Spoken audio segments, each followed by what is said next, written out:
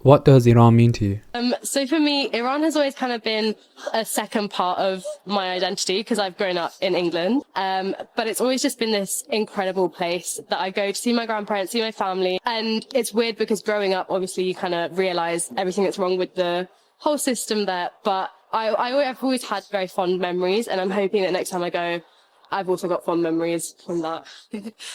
For me, I was born in Iran, and I sort of went through a phase where, because I was brought up here, I didn't like Iran, because I thought, it's all over the news, it's this negative place, where it's all about politics and people aren't cared about. But then as I grew older, I realized that the amount of history and the heritage and the culture and everything about it is there isn't anything like it out there, and I'm really proud of where I'm from now. And I think everything we do is to try and show other people that is the place it is, and to try and push this revolution, because we need people to come along and make the world see what an amazing place Iran is. As a student living in the UK, how do you feel about your country when your family are there? So anytime we do, even these days, I went to a concert last night.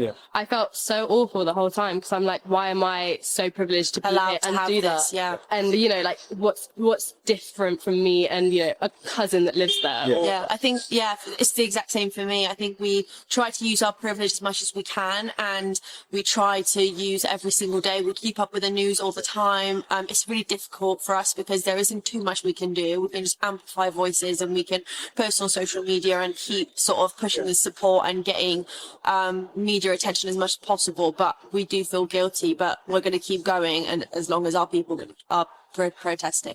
You mentioned about feeling guilty. How do you cope with those feelings?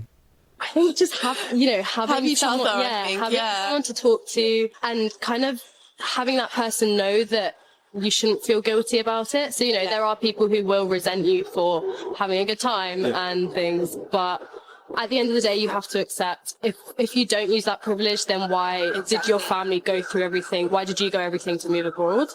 We try to use our privilege as much as possible, and in times of guilt, we remind ourselves that we are doing the best we can. And then when we look back at sort of changes we made and protests we've attended, we do feel really proud. And I think also just give yourself time, feel the feelings.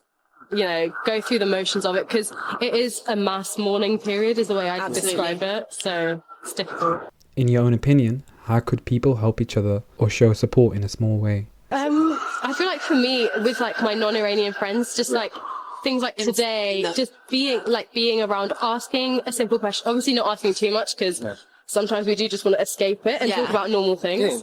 But I think keeping informed is honestly all over social media, and if just follow the right sources, you're able to gain so much from that and know what's going on. And just I'd say keeping informed, sharing it all over social media, because it really does make a change.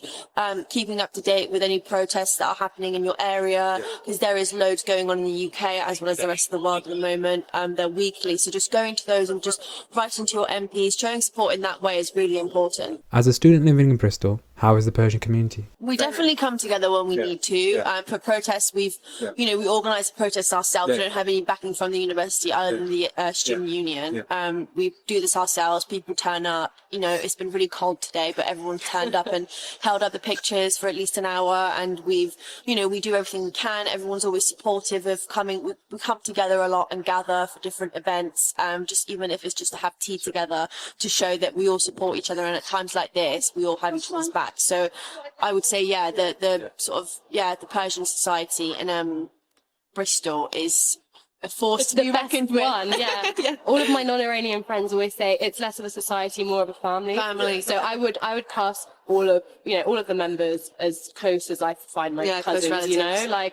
That is just how we are, and we're so comfortable. And I think that comes from just speaking Persian to each other. It just kind of clicks off a formality, I think. It's really nice. And that's about it. But thank you so much for your time. Amazing. I know it means a lot.